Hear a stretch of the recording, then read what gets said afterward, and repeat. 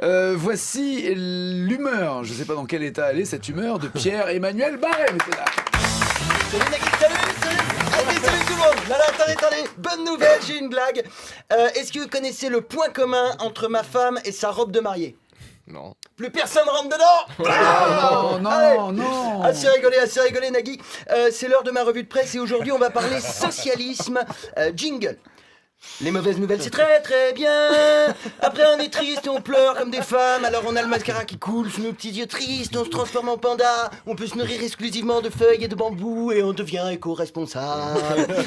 Alors c'est dingue, hein, j'ai l'impression d'être cancérologue. J'arrive, je m'assieds dans le fauteuil et je dis bon, j'ai une mauvaise nouvelle, hein. Après la loi de surveillance généralisée, après l'état d'urgence permanent, après l'amendement sur le secret des sources, après la réforme pénale, après la garde à vue de journalistes indépendants, le socialisme vous présente le fichier TES. Wouh! Et c'est quand même magique, hein, les mecs, tu leur files le pouvoir 5 ans pour qu'ils réduisent les inégalités.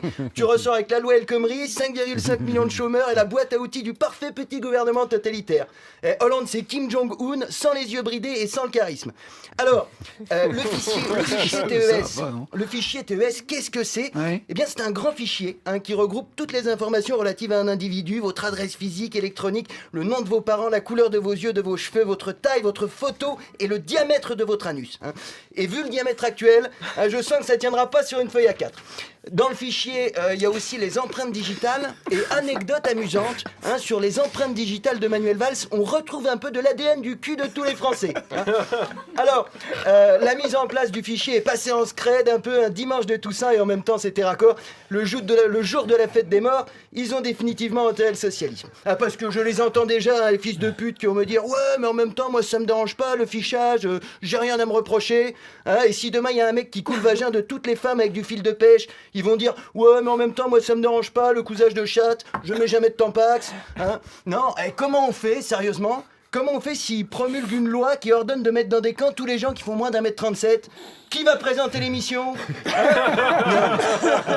Non, les histoires de fichage géant, ça se termine toujours comme un Jackie et Michel. À la fin, on s'en prend plein la gueule.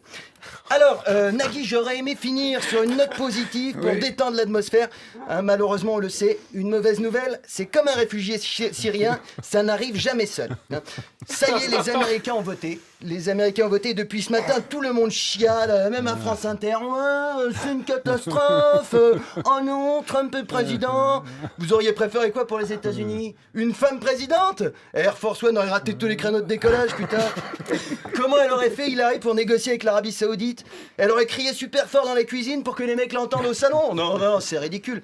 Hein, en plus, vous vous rappelez comment les Noirs avaient pris la confiance après l'élection d'Obama? Moi, je vois d'ici la réaction des femmes.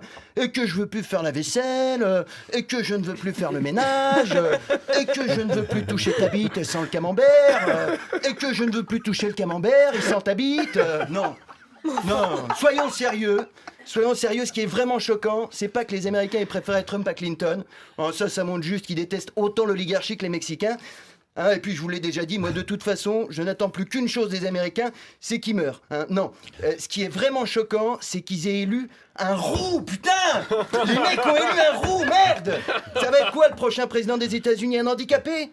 Hein, remarquez, pour une fois, on aura fait un truc avant les Américains. Ah non mais sérieusement, il n'y a qu'un Américain pour élire un roux, hein. Personne n'aime les roux, je veux dire, même les roux n'aiment pas les roux, hein. Je suis sûr que quand il sera tout seul dans le bureau ovale, il va se mettre des petites claques à lui-même, Trump, il va dire « Ah, sale roux, t'as gagné, sale roux !» Puis après, il va appeler Mylène Farmer, il va lui dire « On a réussi, chérie! Préviens Cohn-Bendit et Audrey Fleurot, on fait une rousse partie à la Maison-Blanche !» Hein. Alors d'accord, avec Trump au pouvoir, ça va être chaud aux États-Unis pour les PD, les Noirs, Mexicains, pauvres et musulmans, mais en même temps, est-ce que c'était les plus heureux avant l'élection? Non, au contraire, j'ai la solution pour eux. Teignez-vous en roux et frottez-vous le corps avec du maroilles. Vous aurez l'air con, bien sûr, mais vous ne serez pas expulsé. Ah non, Nagui, au final, c'est un message fort que les États-Unis ont envoyé au reste du monde. Ça, c'est une vraie démocratie. Même un roukmout peut devenir président. God bless America, hein. C'est vraiment une belle histoire. Le mec, il a dû se faire traiter de sale roux qui pue par une bande de chicanos quand il était gamin. Et maintenant, il va pouvoir se venger en les expulsant tous. Retenons bien cette leçon, hein. Cessez d'emmerder les roux à l'école. Merci de m'avoir écouté. France